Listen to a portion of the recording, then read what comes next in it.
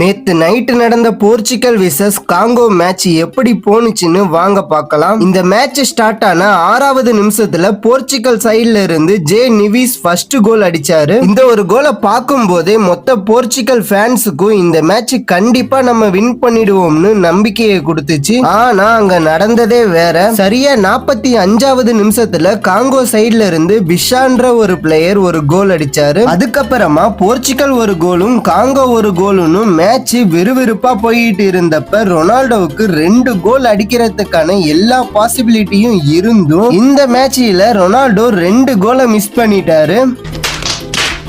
சரி, போர்ச்சுகலோட மத்த பிளேயர்ஸ் ஆவது ரொனால்டோவுக்கு ஹெல்ப் பண்ணுவாங்கன்னு பார்த்தா அதுவும் பண்ணல. போர்ச்சுகலுக்கு சரியான கோஆர்டினேஷன் இல்லையோன்னு போர்ச்சுகல் ஃபேன்ஸுக்கே தோண வைக்கிற மாதிரி தான் இந்த மேட்ச் முடிஞ்சது. இந்த மேட்சோட முடிவுல போர்ச்சுகல் ஒரு கோலும் காங்கோ ஒரு கோலும் அடிச்சு இந்த மேட்சை டிரால முடிஞ்சிட்டு 85% போர்ச்சுகல் வின் பண்றதுக்கான எல்லா வாய்ப்பும் இருந்தும் இந்த மேட்சை வின் பண்ணாம விட்டுட்டாங்க. அடுத்த மேட்ச்லயாவது போர்ச்சுகல் வின் பண்ணணும்னு நம்ம நினைப்போம். நான் எஸ்டர்டே அப்லோடு பண்ண வீடியோவில் இந்த மேட்சை யாரு சரியா பிரெடிக்ட் பண்ணாங்கன்னு நான் இந்த வீடியோவிலேயே சொல்லிடுறேன். நமக்கு வந்த எல்லா கமெண்ட்ஸும் போர்ச்சுகல் தான் வின் பண்ணும்னு எல்லாருமே சொன்னாங்க. பட் ஒருத்தர் மட்டும் இந்த மேட்ச் யாரும் கோல் அடிக்காம டிரால முடியும் அப்படின்னு சொன்னாங்க. அவங்களோட நேம் தான் புனிதா. ஆல்மோஸ்ட் இவங்க சொன்னதுல பாதி நடந்துட்டு. சரி, என்ன நடந்தாலும் என்னோட சப்போர்ட் ரொனால்டோவுக்கு மட்டும்தான். உங்க சப்போர்ட் யாருக்குன்னு இந்த வீடியோக்கு கீழே கமெண்ட்ல சொல்லுங்க.